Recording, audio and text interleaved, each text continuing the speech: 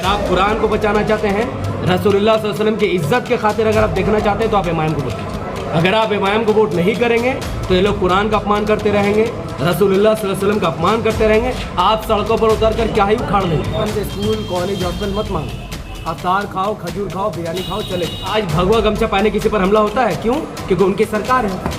जिस दिन मुसलमान मुत्तहिद हो जाएंगे, इमाम से जुड़ेंगे, उस दिन किसी मुसलमान पर हमला नहीं होगा। पर बजट है 3.5 लाख करोड़, जबकि होना चाहिए 7 लाख करोड़। 30 करोड़ मुसलमान इमाम को एक्सेप्ट कर लेंगे, इमाम को अपनी पार्टी बना लेंगे, वैसे साहब को अपना नेता मान लेंगे, तो पूरे भारत में इमाम 50 से 100 सांसद की सीटें जीत सकती है और 400 से 500 विधानसभा की सीटें जीत सकती है। आप अगर सोए रहेंगे तो आपके वक़्फ़ की ज़मीन चल जाएगी। वक्फ की संपत्ति है, ईडन गार्डन की ज़मीन हो या फिर पूरे भारत में लाखों एकड़ ज़मीन वक़्फ़ की है, यानी वो मुसलमानों की ज़मीन है, उसी पर कब्रिस्तान है। उसी पब्लिक हमें वोट करे नहीं करे, इससे हमें कोई ज़्यादा फ़र्क नहीं पड़ता। हमारा काम है हक इंसाफ की बात करना। अपनी हिफाजत आपको खुद करनी होगी, क्योंकि जिस कौम की कोई पार्टी नहीं होता है, कोई नेता नहीं होता है, तो वो कौम लाचार होता है। आज है वो सिर्फ सवाब की नीयत से है, और चूँकि हमारी पार्टी का मकसद ही अल्लाह को राज़ी करना है, इंसाफ के लिए लड़ाई लड़ना है, हक का साथ देना है, बातिल ताकतों से लड़ना है।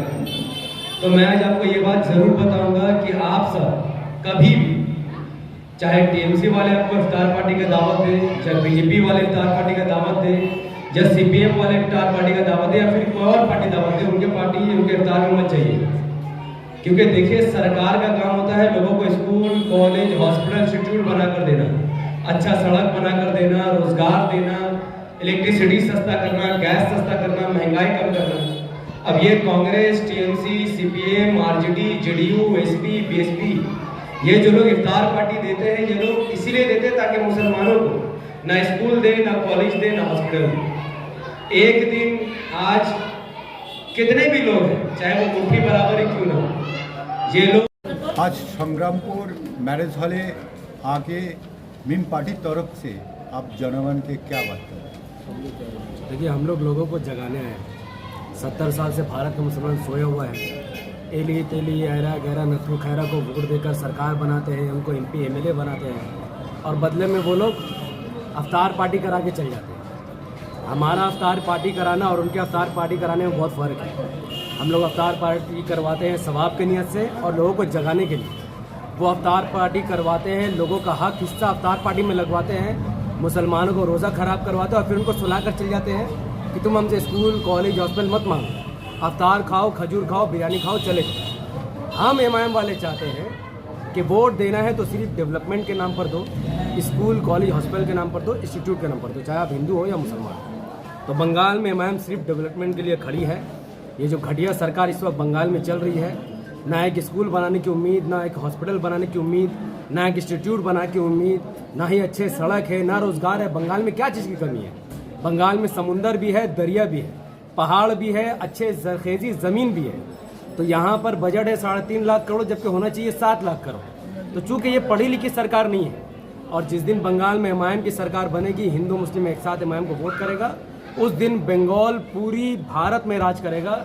सबसे ज़्यादा जीडीपी बंगाल का होगा, लेकिन उसके लिए पढ़ा लिखा सीएम होना चाहिए, जो इस वक्त टीएमसी, बीजेपी, आरएसएस के पास नहीं है।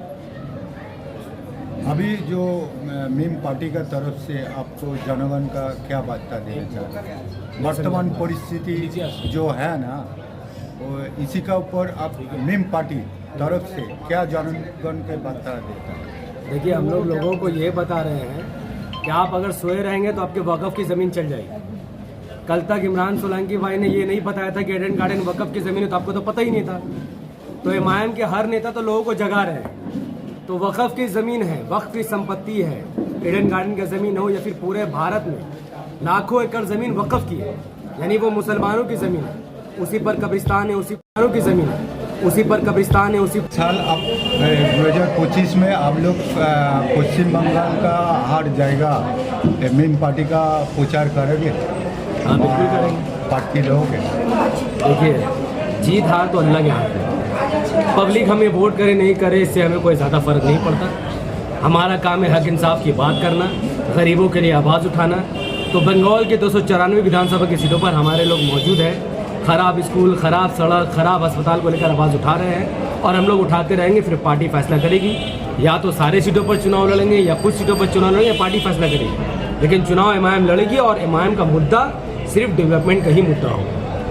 फिर आप लोग दिखाई दे रहे हैं जो सोशल मीडिया में कैसे दाढ़ी टोपी वाला का ऊपर हमला हो रहा है। देखिए, इसमें अपनी हिफाजत आपको खुद करनी होगी, क्योंकि जिस कौम की कोई पार्टी नहीं होता है, कोई नेता नहीं होता है, तो वो कौम लाचार होता है। आज एमआईएम को तो भारत के मुसलमानों ने अब तक वैसा एक्सेप्ट नहीं किया जैसा करना चाहिए।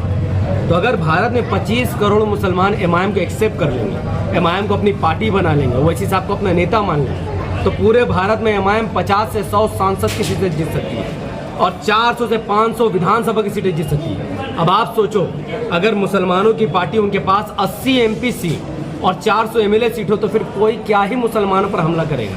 फिर तो हर कोई डरेगा कि जिस पार्टी की 80 सांसद सीटें हो और जिस पार्टी का 400 विधायक हो, उस पार्टी के सपोर्टर या फिर उस पार्टी के मानने वाले या उस पार्टी के धर्म से जुड़े हुए लोगों को क्या ही हमला करेगा। आज भगवा गमछा पहने किसी पर हमला होता है, क्यों? क्योंकि उनकी सरकार है।